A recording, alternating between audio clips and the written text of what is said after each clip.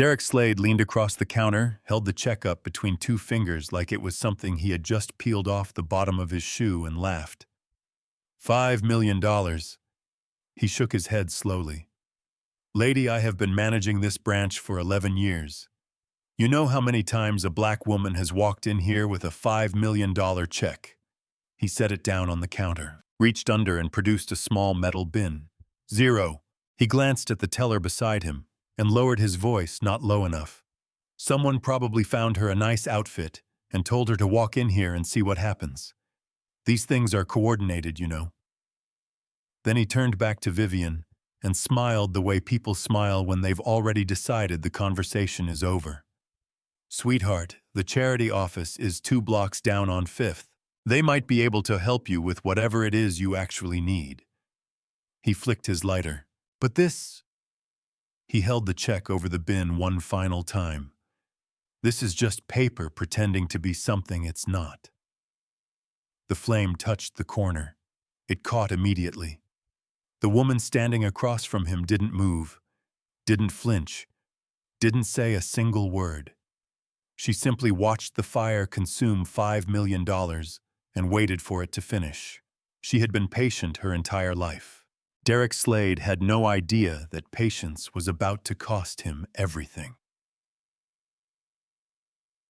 Tell me where in the world you're watching from and what time it is right now. Drop it in the comments. I read everyone. And if you want to see exactly what happens to this man, 7 minutes later, make sure you subscribe. You will not want to miss this. Vivian Mose woke up that Tuesday morning, the same way she had woken up every morning for the past 14 months.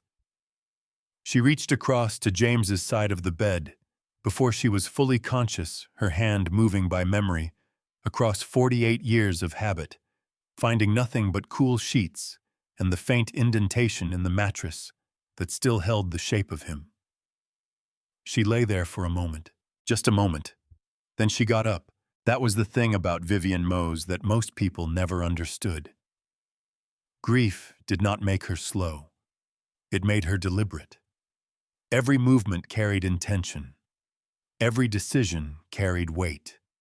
James had always said she was the most purposeful person he had ever met, and he had spent 40 years in courtrooms watching people under pressure. She was 71 years old, 5 feet 3 inches tall, silver locks pinned neatly at the back of her neck. She dressed carefully that morning in a floral dress she had owned for 6 years, clean, and pressed the kind of dress that whispered Sunday school and garden clubs, and absolutely nothing about the woman actually wearing it. Her shoes were orthopedic sensible, slightly scuffed at the left toe. Her purse was brown leather, the strap repaired twice with careful stitching. She looked to anyone who glanced without paying attention, like someone's grandmother on her way to a doctor's appointment. That was fine. Vivian had never needed anyone to see her coming. She stood at the kitchen counter and drank her coffee looking out at the backyard, where James had planted 2 oak trees the year their daughter was born. The trees were enormous now, older than most of the cars on the street. James used to say that the best things you plant are the ones you will never see fully grown. She had argued with him about that, back when arguing had still felt like a luxury they could afford. Now she understood exactly what he meant. James Mose had spent 40 years as a civil rights attorney in Clarksville, Tennessee. He had argued cases that never made the newspapers, won settlements that never got announced, protected families whose names no one outside the county ever knew. He had also quietly and without fanfare built something, not loudly, not in ways that invited attention or envy or the particular hostility that followed black wealth in small southern cities. He had invested in municipal bonds, in real estate, in private equity partnerships managed by people he trusted after years of careful observation. He had diversified with the patience of a man who understood that the goal was not to impress anyone. The goal was to last. When James died 14 months ago, the estate his attorney Marcus Lane presented to Vivian was the first time she had seen the full picture laid out in one place. She had known they were comfortable. She had not known the precise shape of comfortable until Marcus sat across from her at the kitchen table and walked her through every document. The James Mose Community Education Foundation had been James's idea, formed 11 years earlier, funded quietly over the years, dedicated to scholarships and legal aid and library programs for families in the east side of Clarksville, where James had grown up. The foundation had an account at First Meridian Bank. James had opened it there in 1987 because the branch manager at the time, a man named Walter Cole, had shaken James's hand without hesitation and treated him like a person. Walter Cole had been retired for 9 years, but the account remained. Today, Vivian was depositing $5 million into that account. The funds represented a portion of James's liquid estate designated in his will specifically for the foundation. Marcus had prepared the cashier's check through Farmers National Trust, every number verified, every document in order. Marcus had gone over it with her twice, then a third time, because he was the kind of attorney who believed that being right was not enough. You also had to be prepared. Before she left the house, Vivian reached into the closet by the front door and took out the yellow umbrella. It was a ridiculous thing to bring. The sky outside was completely clear, the kind of hard blue October sky that promised nothing but sun until evening. There was no rain in the forecast. There had been no rain in the forecast for 4 days, but James had given her the umbrella on their first anniversary 47 years ago. Canary yellow, slightly faded now, the handle worn smooth where her hand always held it. She carried it everywhere. Not for rain, just because when it was in her hand she could almost feel him walking beside her the way he used to when they went anywhere together, always slightly ahead, always turning back to make sure she was there. She tucked it under her arm and walked out into the sunshine.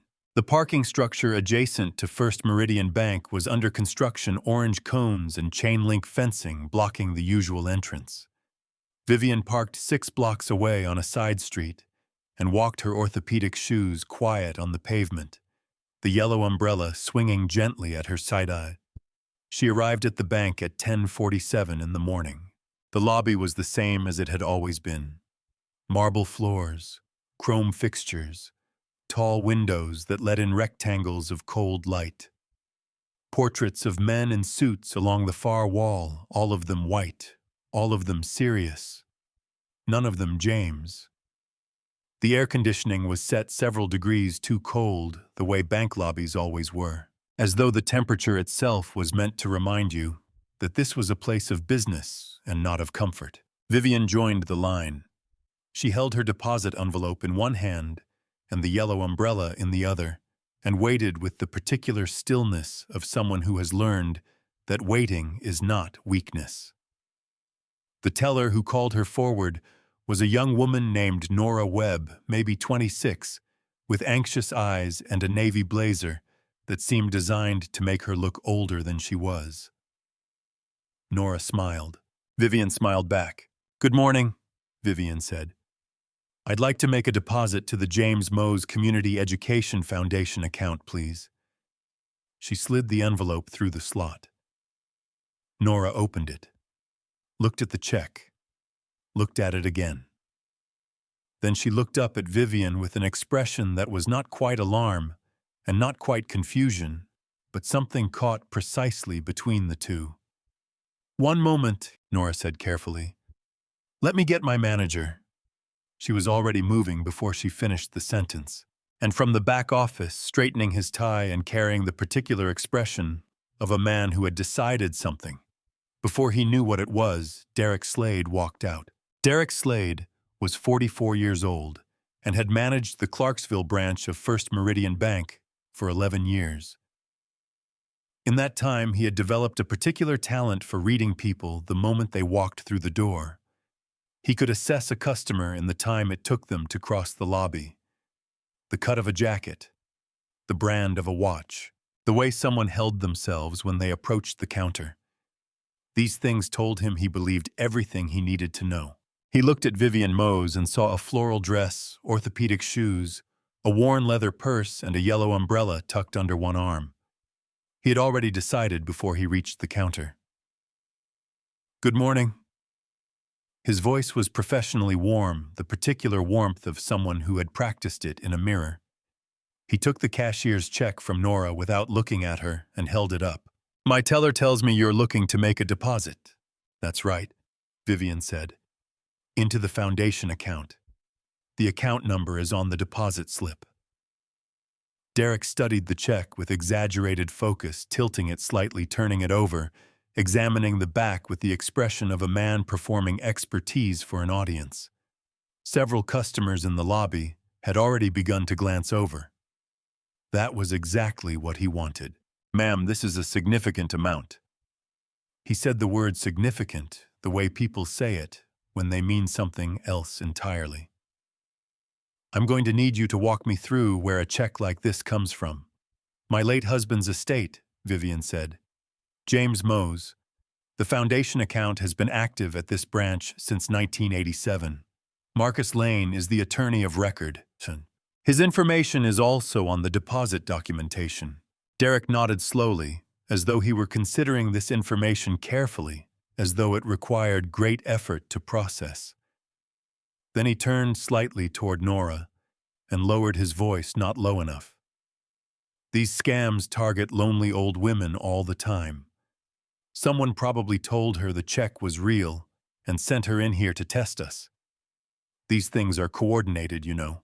He said it as though Vivian were not standing 18 inches away, as though she were a problem being discussed rather than a person being spoken to. An elderly man sitting near the door looked up from his newspaper. "Excuse me," he said quietly. "She's standing right there." Derek did not turn around. He set the check on the counter and straightened his jacket. "Ma'am, does your son know you're here? Someone really should be helping you with paperwork this size. Elderly customers are often—" "I am not confused," Vivian said. Her voice was the same temperature it had been since she walked in. Level, unhurried. The voice of a woman who had decided long ago that she would not give anyone the satisfaction of watching her lose composure. "I am making a deposit. You can verify the check with one phone call to Farmers National Trust. The verification code is printed on the reverse." Derek smiled. It was the smile of a man who had stopped listening. "We see a lot of altered documents come through here," he said loudly enough now that the nearest 4 customers could hear every word clearly. "Elderly people are frequently targeted by scammers who produce very convincing paperwork. It's actually quite sad." He paused. "I'm going to need to hold this for our fraud review process. Could take a few days." "Call the issuing bank," Vivian said again. "It will take 5 minutes." "I don't need to make any calls." Derek picked up the check and held it to the light with theatrical concentration. "I've been doing this for 11 years. I know what a legitimate instrument looks like." He turned toward Nora and the second teller who had drifted over, drawn by the scene. He gestured at Vivian with a slight tilt of his head, the gesture of a man explaining something obvious to people slower than himself. "You know how many times a black woman has walked in here with a $5 million check?" He almost laughed. "Not once. Not in 11 years. Nora Webb said nothing, but her right hand below the counter where no one could see it had moved to her keyboard. Her fingers were typing very carefully and very quickly. Meanwhile, across the lobby, a woman in her mid-70s rose slowly from her chair near the customer service desk. She moved deliberately with the particular economy of motion that belongs to people who have spent decades in rooms where every word and every gesture carried consequence. Her name was Helen Okafor. For 22 years, she had served as a circuit court judge in Montgomery County. She had retired 6 years ago. She was here this morning for a routine appointment about her own accounts. She recognized Vivian from their church. She recognized what was happening at the counter, and she began walking toward it. Derek did not notice her yet. He was still performing.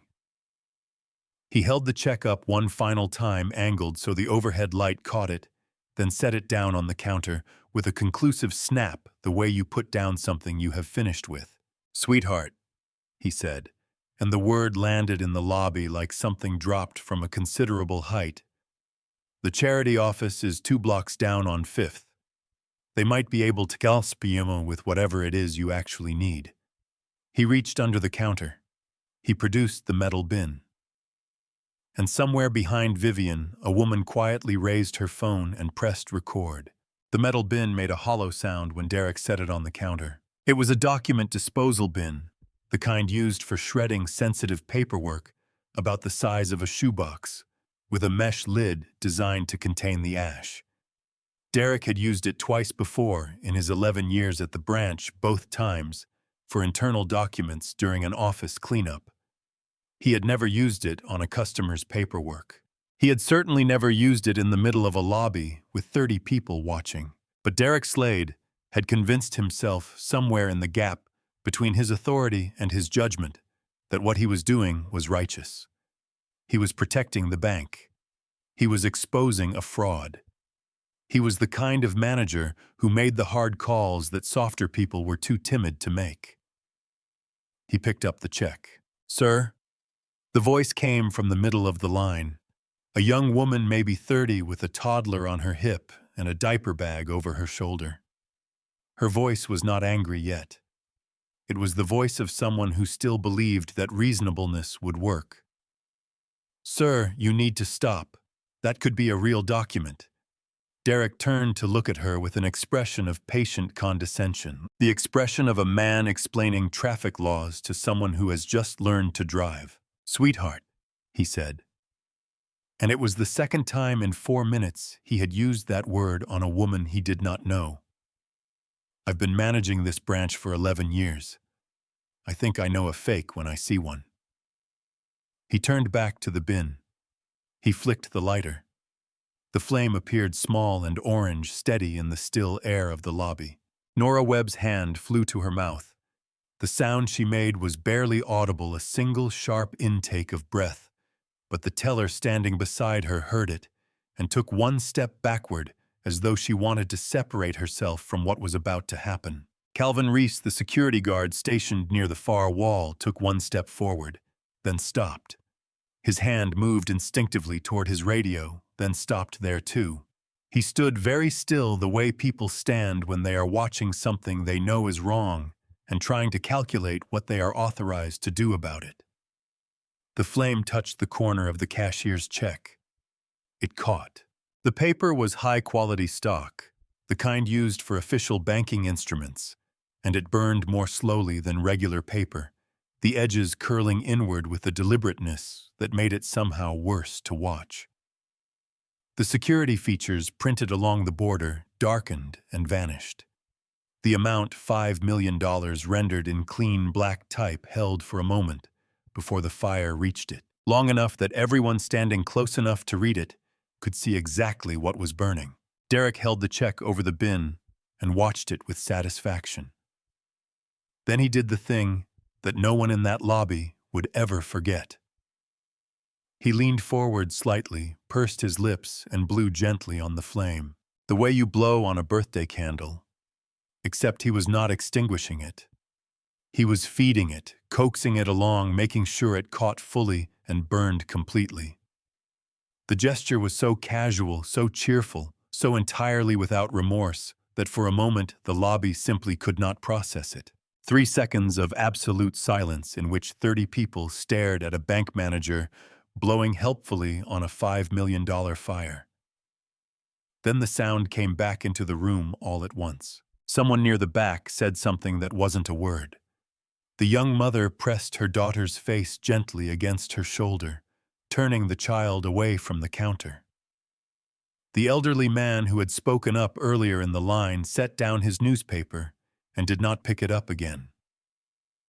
Derek dropped the burning check into the bin and straightened his jacket. He was smiling. "Now." He looked past Vivian to the line of customers behind her. "Can I help whoever's actually next?" Nobody moved. Nobody spoke. The lobby held its breath in the particular way that rooms hold their breath when something has just happened that cannot be taken back. Vivian Mose had not moved. She had watched the check burn with her hands at her sides and the yellow umbrella hooked over her left forearm, and an expression on her face that was not anger, and was not grief, and was not defeat. It was something much quieter than any of those things. It was the expression of a woman who had already known somewhere before she walked through the door that this was a possible version of this morning, who had prepared for it, who had planned around it. She set her purse on the counter. She folded her hands on top of it. And when she spoke, her voice had not changed at all from the first word she had said when she walked in. "You just destroyed a verified negotiable instrument worth $5 million, she said, in front of approximately 30 witnesses.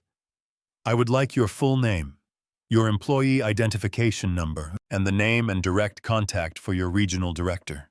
Derek looked at her for a moment, with genuine amusement, the look of a man who has already won and is enjoying the formality of the final seconds. "You can have the complaint form," he said. "Counters to your left." He turned away from her.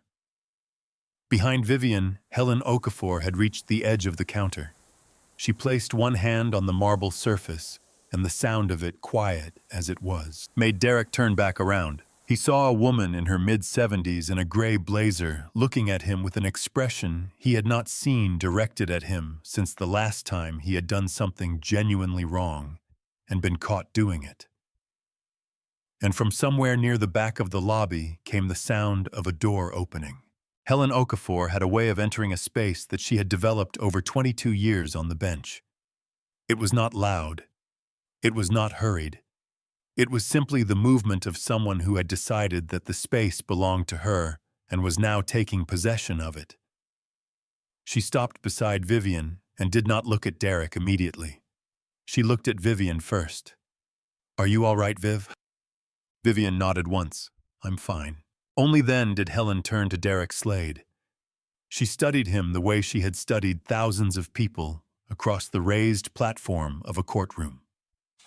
The way that made attorneys straighten their ties and defendants forget what they had been about to say. "Young man," she said, "my name is Helen Okafor. I served as a circuit court judge in Montgomery County for 22 years. I retired in 2018. She paused. "I was sitting in that chair over there when you burned that check. I heard every word you said before you did it." Another pause, shorter this time. "I want you to understand that I am telling you my name and my background not to intimidate you, but because I believe in giving people accurate information before they make their next decision." Derek had recovered somewhat from the surprise of her approach. His professional smile returned, slightly reduced, but still functional. "Ma'am, I appreciate that, and I respect your service. But this is a private banking matter, and I'm going to need you to. I have a 11:30. The lobby went very still. Derek had not meant to say it out loud. Or perhaps he had. Perhaps 11 years of unchallenged authority had eroded the membrane between what he thought and what he said, until there was almost nothing left between them. He glanced at his watch, then at the teller beside him, then back at Helen, with an expression of mild impatience, as though the situation were a scheduling inconvenience rather than a catastrophe of his own making. Helen Okafor looked at him for a long moment without speaking. Then she said very quietly, "I see." She reached into her blazer pocket and took out her phone. Across the counter behind the partition, where customers could not normally see Nora Webb, had stopped pretending to work. Her computer screen showed the James Mose Community Education Foundation account, and what she was reading on it had changed the entire shape of the morning for her. The account had been active for 37 years. The transaction history scrolled back further than the branch's current software could fully display. Millions of dollars processed through it over the decades, Scholarships, dispersed grants, recorded legal aid funds distributed across Clarksville's east side, and attached to the account in the confidential notes section, visible only to senior staff, was a flag she had never seen on a personal or foundation account before. A shareholder notation, the kind that appeared on accounts belonging to individuals with ownership interests in the bank's parent company. Nora read it twice. Then she opened the secure internal messaging system and typed with hands that were no longer entirely steady. Urgent. Regional VP Patricia Holt, manager Derek Slade, has destroyed a $5 million cashier's check belonging to foundation account holder Vivian Mose. Account flagged shareholder notation. Please respond immediately. She sent it and looked up. Derek was still at the counter, still performing, still addressing Helen with the tone of a man explaining something obvious to someone who had misunderstood. And I want to assure you that our fraud prevention protocols exist to protect all of our customers, including elderly customers who may be... Derek! Calvin Reese had crossed the lobby without anyone noticing him move. The security guard was standing now at the end of the counter, not behind Derek, not in front of him, but positioned at the point where the counter ended and the lobby floor began. The position of a man blocking a path rather than guarding a door. His voice was quiet and professional and left no room for negotiation. I need you to stay at the counter, please. Derek looked at him with genuine surprise. Calvin had worked this branch for 3 years. In 3 years, he had never positioned himself like that. He had never used that tone with the branch manager. Calvin, what are you? Please stay at the counter, sir. Derek looked around the lobby, as though searching for confirmation that he was still the person in charge of the room. What he found instead were 30 faces looking at him with a collective expression that he had never encountered before in 11 years of branch management. Not anger, exactly. Something that had moved past anger into something colder and more permanent. Near the window, the young mother had put her daughter down. The child stood beside her, holding her hand, watching Derek with the uncomplicated assessment of a 4-year-old who has not yet learned to disguise what she sees. Mama, the little girl said, her voice carrying clearly across the silent lobby. Why is that man so mean? The mother had no answer. She pulled her daughter gently closer and said nothing. Vivian Mose reached into her purse. She took out a phone. Not the kind of phone that belonged in the floral dress and orthopedic shoes narrative that Derek had constructed around her. A current model, clean in a plain black case. She made one call. It rang twice. Marcus, she said, you can come in now. She ended the call and put the phone back in her purse and folded her hands on the counter again. Her posture had not changed since she walked in. The yellow umbrella was still hooked over her left forearm. She looked like a woman who had arrived somewhere and intended to stay until the business was finished. Derek stared at her. Outside, through the tall lobby windows, a dark sedan pulled smoothly into the no-parking zone directly in front of the bank's main entrance. The driver's door opened. A man in a suit got out and walked toward the glass doors with the particular stride of someone for whom urgency and composure are not opposites. Marcus Lane pushed through the glass doors at 11:04 in the morning. He was 53 years old, broad-shouldered with close-cropped gray at his temples, and the kind of face that gave nothing away until he decided to give something. He wore a charcoal suit that had not come off a rack, and he carried a leather briefcase that was visibly heavy with the weight of documents he had spent 2 weeks preparing. He crossed the lobby without looking at anyone except Vivian, and when he reached her, he stopped and looked at her face the way a doctor looks at a patient, quickly and completely. Are you hurt? No, Vivian said. He nodded once. Then he turned to Derek Slade. Marcus Lane had spent 26 years as a civil and estates attorney. He had represented families in cases involving banks, developers, insurance companies, and municipal governments. He had sat across tables from people who believed their institutional authority was the same thing as being right, and he had learned over those 26 years exactly how to speak to them.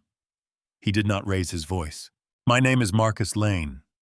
I am the attorney of record for the James Mose Community Education Foundation and for Mrs. Vivian Mose personally. I hold power of attorney for all foundation transactions." He set the briefcase on the counter and opened it.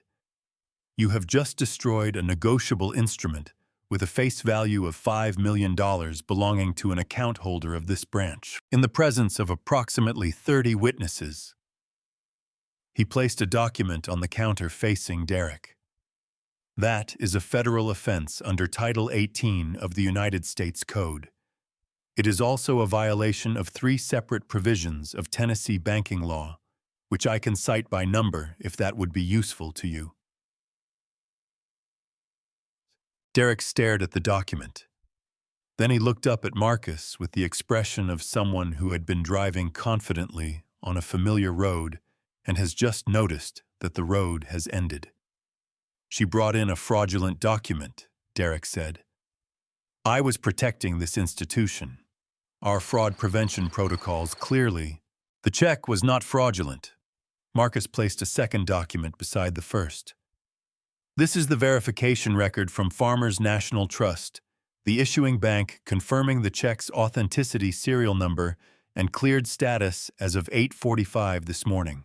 This is the account record confirming the foundation account at this branch has been active and in good standing for 37 years.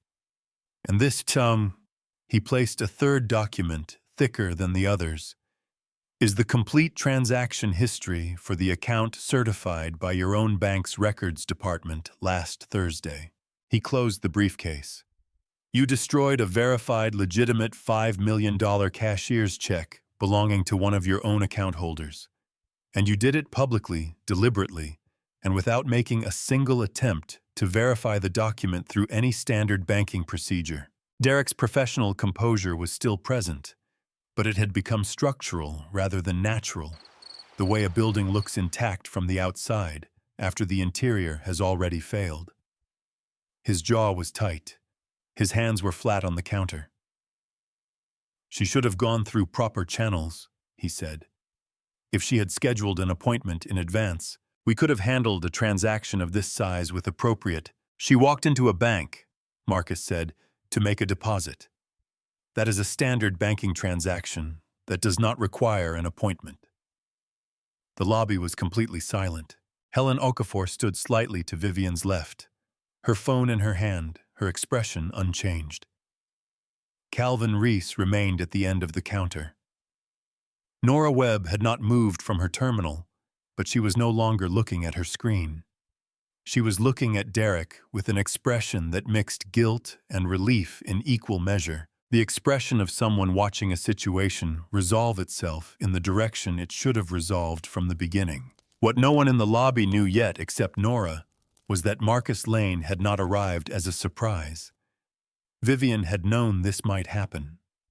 Not certainly, not inevitably, but possibly. She and Marcus had discussed it 3 weeks ago, sitting at her kitchen table with James's files spread between them. "There are branches where this will go smoothly," Marcus had told her. "And there are branches where someone will decide based on what they see when you walk in that the transaction doesn't make sense. If that happens, I need you to be patient. Let them finish. Give them every opportunity to correct themselves, and then call me." "And if they don't correct themselves?" Vivian had asked. Marcus had looked at her steadily. "Then we make sure they can't uncorrect what they've done." Vivian had thought about James while Marcus explained the plan. About the way James had always prepared twice as thoroughly as the situation seemed to require, because he understood that being right provided no protection unless you could also prove it, document it, and make it impossible for anyone to revise away. He had built his entire career on that understanding. He had built his estate on it. He had built the foundation on it. She had been patient.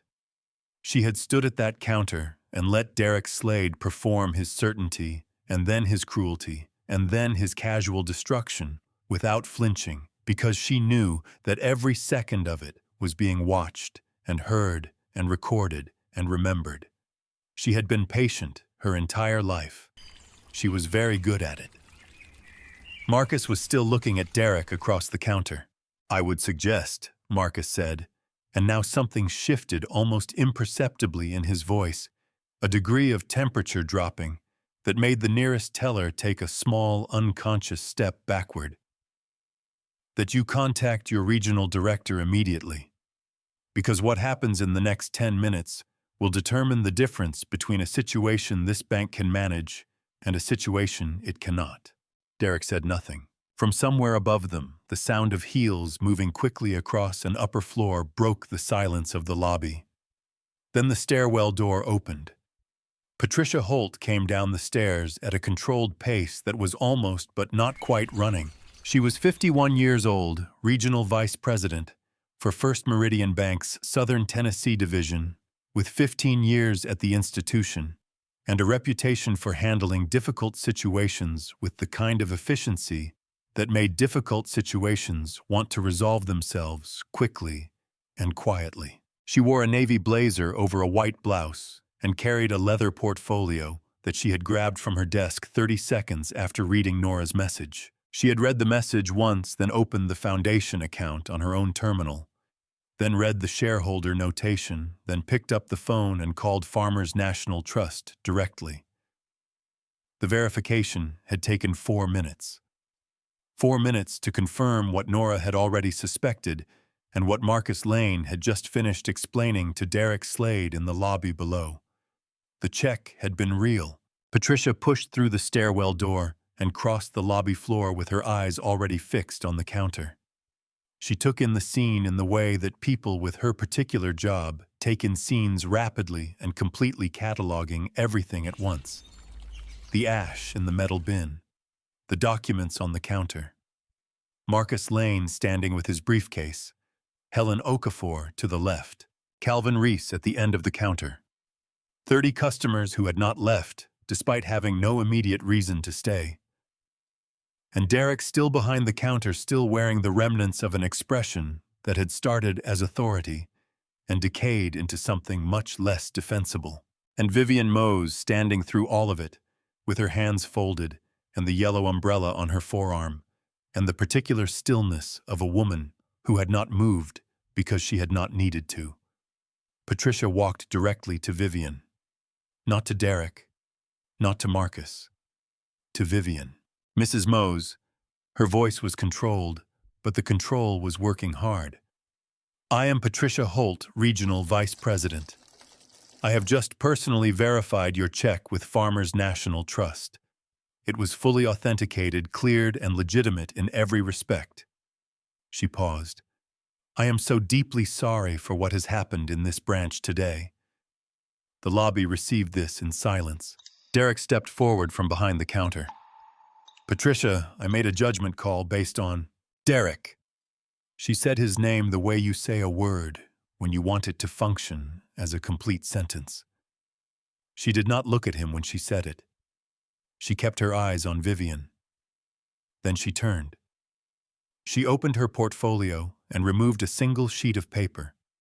She had printed it upstairs 4 minutes ago after the phone call to Farmers National Trust, because Patricia Holt was the kind of person who believed in having the document in her hand before she walked into the room. She placed it on the counter between herself and Derek. "This is the account profile for the James Mose Community Education Foundation." She pointed to a highlighted section near the bottom. "This notation has been on this account since 2019. It is visible to branch managers and all senior staff." She looked at Derek now steadily and without expression. "Did you review the account profile before you made your determination about this transaction?" Derek looked at the paper. The highlighted section contained 4 lines. Patricia watched him read them and watched the color leave his face in the specific, incremental way that color leaves a face when a person is understanding in real time the full dimensions of what they have done. The notation read, "Account holder associated with Mose Family Trust." Trust holds Class B shares in First Meridian Bancorp parent company. Any transactions above $500,000 require notification to Regional VP. See shareholder file 2019-MFT-007. The lobby was completely still. Derek's mouth opened. Nothing came out. "You burned a check," Marcus Lane said from across the counter, and his voice was very quiet now, the particular quiet of someone who no longer needs volume. That belonged to a shareholder. Nobody moved. Nobody spoke. The young mother near the window had her arms around her daughter and was watching with the expression of someone witnessing something they will describe for years. Helen Okafor had her phone raised, not dramatically, just at chest height, the way people hold phones when they want to make sure they are capturing what is in front of them without missing any of it.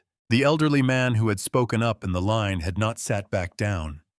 He was standing with his newspaper folded under his arm, watching Derek Slade understand what he had done. Calvin Reese had not moved from the end of the counter. Derek's hand came up to his tie.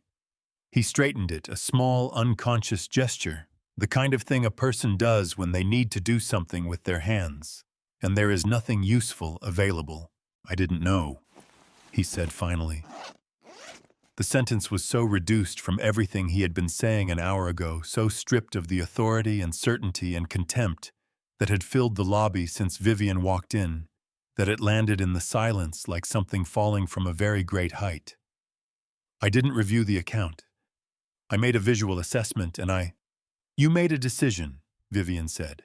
It was the first time she had spoken in several minutes. Her voice was exactly what it had been when she walked in. Level. Unhurried. The voice of a woman who has saved what she needed to say for the moment when it would be most clearly heard. "You looked at me and you made a decision. You decided what I was and what I couldn't have and what I didn't deserve. And then you made sure I knew it." She looked at him without anger, which was somehow more devastating than anger would have been. "You made your decision, Mr. Slade. Now the bank gets to make theirs." Patricia Holt turned to Derek. Her expression had passed through several stages in the last 3 minutes and had arrived somewhere final. "Derek," she said, "I need you to step away from the counter." 7 minutes. That was how long it took from the moment Patricia Holt said "step away from the counter" to the moment Derek Slade walked through the lobby toward the glass doors with Calvin Reese beside him and his badge no longer on his jacket. 7 minutes that the lobby watched in complete silence, the way people watch something they know they will remember. Minute 1. Patricia picked up the desk phone behind the counter and made 2 calls. The first was to the bank's legal department. The second was to Human Resources. Both calls lasted under 90 seconds. Both ended with the same instruction from Patricia: "I need someone here now." Derek stood behind the counter during both calls. He had stopped talking. The professional composure that had carried him through 11 years of branch management had not so much collapsed as simply become irrelevant, the way a costume becomes irrelevant when the performance is over. He stood in his expensive suit with his perfectly knotted tie and his carefully styled hair, and he looked, for the first time that morning, like exactly what he was. A man who had made a catastrophic mistake and was waiting to find out the shape of its consequences. Minute 2. Calvin Reese approached Derek quietly and asked him to move away from the teller terminals and the computer systems. Derek looked at him for a moment, then moved. He stood near the end of the counter with his hands at his sides and said nothing. Marcus Lane remained at the customer side of the counter. His briefcase closed, his documents still laid out on the marble surface. He was not speaking. He did not need to. Every document he had placed on that counter 20 minutes ago was still there, still facing outward, still readable from 3 feet away. They had done their work. Minute 3. Helen Okafor was approached by a woman with a notepad, who introduced herself as Janet Reyes from Branch HR, who had come down from the second floor faster than anyone expected. Helen gave her account with the precision of someone who had spent 2 decades listening to testimony and understood exactly which details mattered. She named every word Derek had said in sequence, with the approximate time of each statement. She described the lighter, the bin, the gesture of blowing on the flame. Her voice never changed register. It was the voice of a witness, not an outraged bystander, and it was more damaging for that reason. Minute 4, Nora Webb submitted her written account from her terminal. Her hands had stopped shaking by then. She had been afraid writing it that she would be asked why she hadn't intervened sooner. She wrote that too. She wrote that she had contacted the regional office via internal message at the earliest opportunity and had pulled the account profile immediately upon seeing the check amount. She wrote everything she had seen and everything she had done and submitted it before anyone asked her to. Minute 5. 3 customers came forward. Not together. Separately, one at a time, approaching Janet Reyes with their phones already unlocked and the recording already found and ready to share. The young mother, the elderly man with the newspaper, a college-age student who had been sitting near the ATM machines and had started recording when Derek picked up the lighter, which meant her footage captured everything from the moment the flame appeared to the moment it went out. The recordings were clear. The audio was clear. Derek's voice was clear. The laugh was clear. Janet Reyes looked at the footage on the third phone and did not say anything for a moment. Then she looked at Patricia, who had come to stand beside her, and something passed between them that did not require words. Minute 6. Patricia walked to Derek. She stood in front of him for a moment without speaking, and Derek, to his credit, or perhaps simply to his exhaustion, did not try to fill the silence with explanations. "Your access to all bank systems has been suspended," Patricia said. "Effective immediately, you are placed on administrative leave pending termination review. Given the nature of what occurred this morning and the presence of recorded evidence, I want to be direct with you. This review is a procedural requirement. It is not an indication of uncertainty about the outcome." Derek nodded once. It was a small motion, almost invisible. "I need your badge and your office key card." His hands were not steady when he reached for the badge. The pin caught on the fabric of his lapel, and he worked at it for several seconds while the lobby watched and nobody offered to help. When he finally got it free, he held it out to Patricia, and it slipped from his fingers before she could take it, dropping to the marble floor with a sound that was small but seemed in the silence considerably larger. Nobody picked it up. Patricia looked at the badge on the floor, then at Derek. He bent and retrieved it himself and placed it in her hand.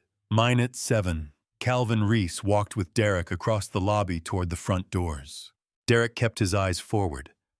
He passed the counter where the metal bin still sat with the ash of the check inside it. He passed the spot where Vivian had stood for 40 minutes, without once raising her voice. He passed the young mother and her daughter, and the little girl watched him go with the same uncomplicated attention she had given him when he was burning the check, making no distinction between the powerful version of him and this one. He passed Vivian. He did not stop. He did not speak. But for one moment his eyes moved to her face, and whatever he found there, the absence of triumph, the absence of satisfaction. The simple, steady fact of her seemed to cost him something that his expression could not entirely contain. The glass doors opened. Derek Slade walked out into the October sunlight.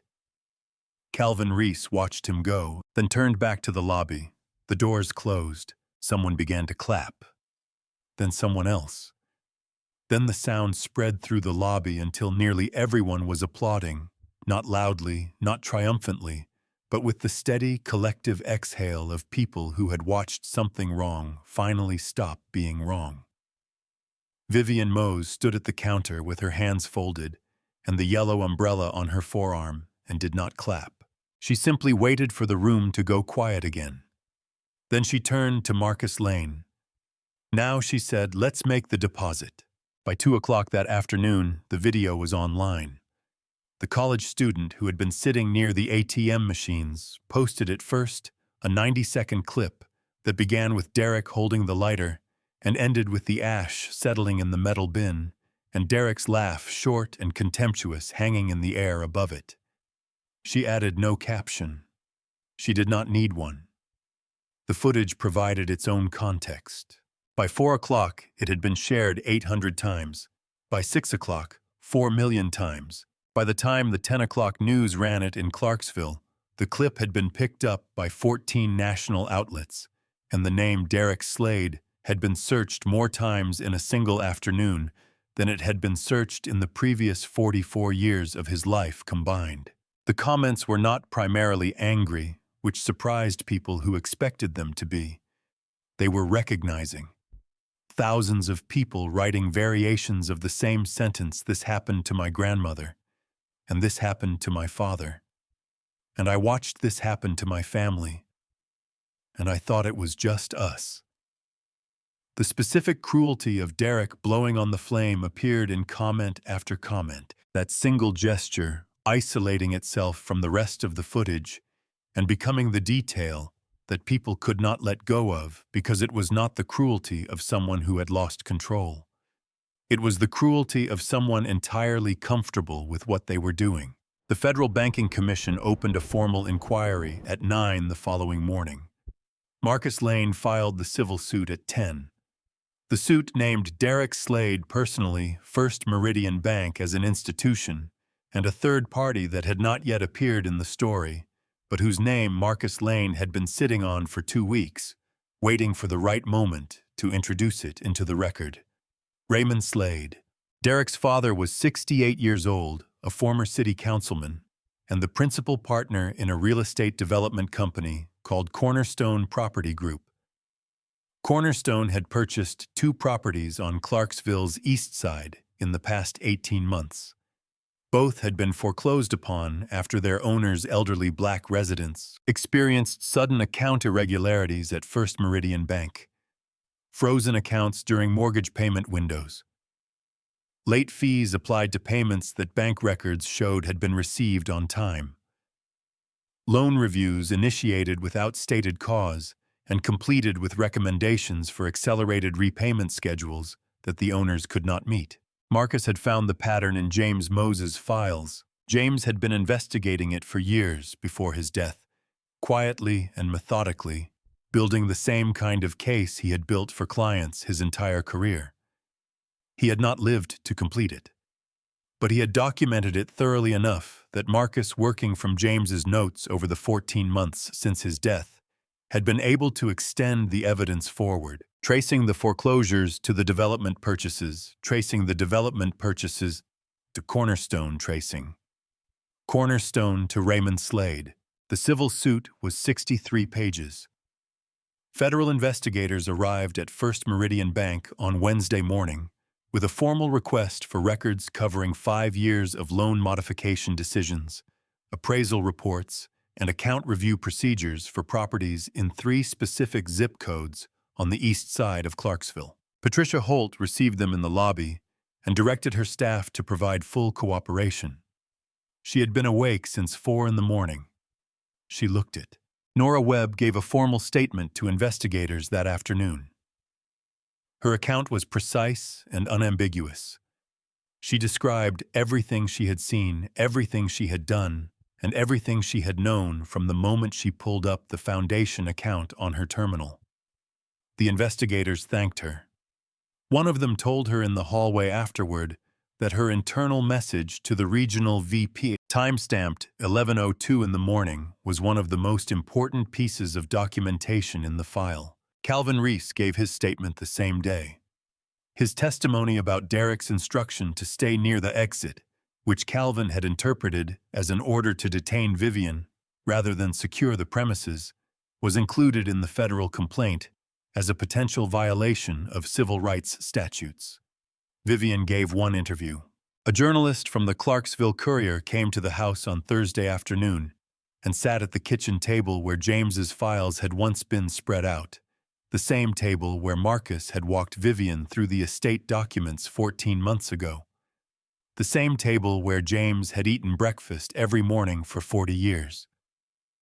Vivian sat across from the journalist in the same floral dress, the yellow umbrella on the chair beside her, James's photograph on the shelf behind her. "He built everything quietly," Vivian said when the journalist asked about James. 40 years. He never talked about what he had or what he was building.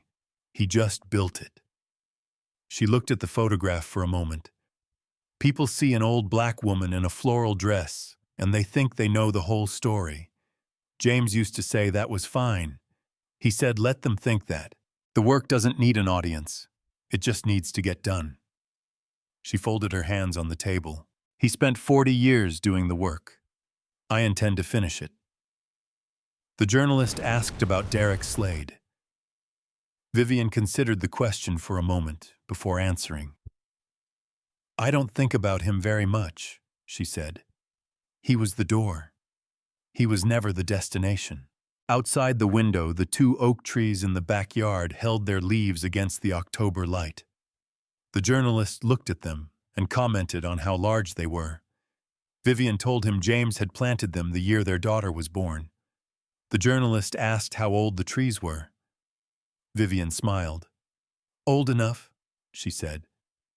3 weeks after the morning Derek Slade burned Vivian Moses' check, she walked back into First Meridian Bank. Same floral dress. Same orthopedic shoes with the scuff on the left toe. Same worn brown leather purse with the repaired strap. Same yellow umbrella under her left arm, canary bright, in the October morning, the handle worn smooth where her hand always held it. The lobby looked the same. Marble floors, chrome fixtures, cold air, the portraits of men in suits along the far wall. But when Vivian pushed through the glass doors, the teller at the nearest window looked up and did not call for a manager. She smiled. Good morning, Mrs. Mose. Vivian smiled back. The deposit took 4 minutes. A replacement cashier's check for $5 million issued by Farmers National Trust, verified and processed without hesitation, without theatrical examination, without a single comment about what the amount suggested about the person presenting it. The teller who handled it was young, maybe 25, someone Vivian had not seen on her previous visit. She worked quickly and carefully and thanked Vivian when it was done. Vivian thanked her in return and meant it. On her way out, she stopped at the wall beside the customer service desk. A small brass plaque had been installed there 3 days earlier, at Patricia Holt's direction, after the bank's board approved the establishment of the oversight structure that would govern the institution's new anti-discrimination review process. The plaque was not large. It did not announce itself. But it was there, and it was permanent, and it read, The James Mose Community Education Foundation, partner in service to Clarksville since 1987. Vivian stood in front of it for a moment. Then she placed her right hand over her heart, held it there for a count of 3, and walked toward the door.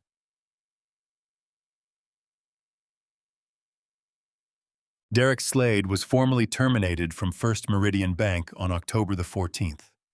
The federal complaint filed by the Banking Commission named him in 4 separate counts, including willful destruction of a negotiable instrument, discriminatory denial of banking services, and civil rights violations under federal statute. His attorney filed a response in November. The case was expected to take 2 years to resolve. Derek had moved back to his parents' house in the interim. Raymond Slade's Cornerstone Property Group had its accounts frozen by federal order on October the 17th. Investigators identified 6 properties acquired through what the complaint described as a coordinated pattern of predatory account management targeting minority homeowners in 3 East Clarksville zip codes. 2 of the 6 families had already engaged attorneys to begin reclamation proceedings. The other 4 were in the process of doing so. Raymond Slade had not spoken publicly since the investigation was announced. His attorney issued a statement describing the allegations as baseless. The federal investigators described the documentation as extensive. First Meridian Bank settled the civil suit filed by Marcus Lane on November the 2nd. The terms were not disclosed, but Marcus confirmed in a brief statement that the settlement included full compensation to Vivian for the destruction of the original check damages for emotional distress and civil rights violations, a mandatory independent audit of lending practices in the 3 identified zip codes, and a contribution to the James Mose Community Education Foundation of $2 million. Patricia Holt accepted a seat on the newly formed Independent Oversight Board and asked Helen Okafor to serve alongside her. Helen accepted. She told Patricia she had been waiting for someone to ask her to do something useful in retirement. Nora Webb was promoted to senior teller in December. She was told by her new supervisor that her instinct to document and report had been cited specifically in the federal complaint as an example of employee conduct that had preserved critical evidence. She kept the copy of the internal message she had sent to Patricia on the morning of October the 7th. She framed it and put it on her desk at home not as a trophy, but as a reminder of what it felt like to do the right thing when it was difficult. Calvin Reese gave his final statement to federal investigators in late October and was commended for his testimony. He continued working security at the branch. On his first day back after giving the statement, he rearranged the lobby chairs, slightly moving one row, to give elderly customers better access to the service desk. Nobody told him to. Nobody told him not to. The James Mose Community Education Foundation distributed 14 college scholarships in the spring semester. It funded a new wing of the East Clarksville Public Library, which was named in James's honor at a small ceremony attended by former clients, community members, and the families of several students who had received foundation scholarships over the years. It opened a legal aid clinic on Morrison Street that provided free consultations to elderly residents navigating banking disputes, estate questions, and housing issues. Vivian attended the library ceremony in the floral dress. She brought the yellow umbrella. The sky that day was clear and bright, the kind of early spring afternoon that asks nothing of you, and when someone at the ceremony gently pointed out that she wouldn't need the umbrella today, she smiled and said the same thing she always said. "It's not for rain." She stood in front of the new wing, with James's name above the entrance, and looked at it for a long time without speaking. The oak trees in their backyard were older than most of the cars on their street. James had planted them, knowing he would never see them fully grown. He had spent 40 years building things that were meant to outlast him quietly, without an audience, because the work didn't need one. It just needed to get done. Vivian Mose had watched a man burn $5 million and laugh. She had stood still and let him. She had waited. And then, with the patience of a woman who understood that justice was not fast, but it was possible, she had made sure that every single person who needed to know what happened would know it clearly and completely and permanently. James had always said, "The quietest people are sometimes carrying the most. You just have to be patient enough to see it." She had been patient her whole life. She had always known how this ended.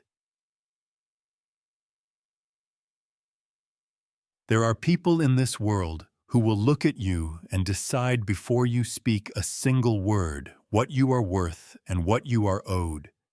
They will make that decision based on what you wear, how you look, and what they have already decided people like you are capable of. And for a moment, sometimes, a long moment, it will feel like their decision is the one that matters. It isn't. What you carry cannot be burned. What you build cannot be taken by someone who doesn't understand what they're looking at. Dignity is not something another person can destroy by refusing to recognize it. It was there before they looked. It will be there after they look away. If this story stayed with you, leave a comment. Tell me where you're watching from and what it made you feel. And if you want more stories about the people who waited and held on and won, you know what to do.